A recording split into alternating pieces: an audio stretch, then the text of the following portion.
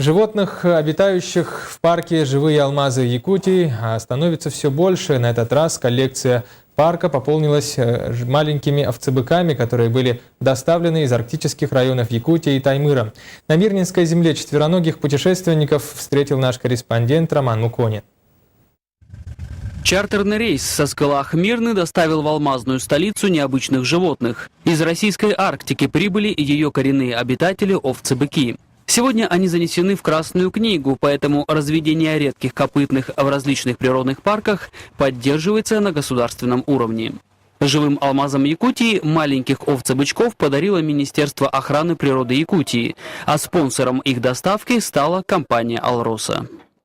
Конечно, мы рады, потому что у нас овцебыки уже взрослые, начали погибать по возрасту. И вот мы хотим маточное поголовье обновить молодежью. И вот 4 молодняка сегодня привезли, 2 девочки, самочки и 2 мальчика. За новосельем новых жильцов пристально наблюдали их соседи яки.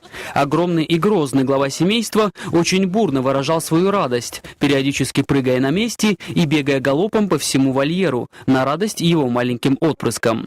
Раньше подобного не наблюдалось. Овцы-бычки, в свою очередь, выглядели достаточно здоровыми и упитанными, а значит, перелет перенесли нормально. Получив долгожданную свободу в просторном вольере, немедленно начали удирать подальше от необычных для них существ.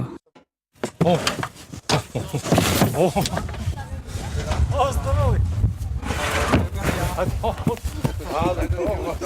нормально, толстенькие, килограмм 70 будет.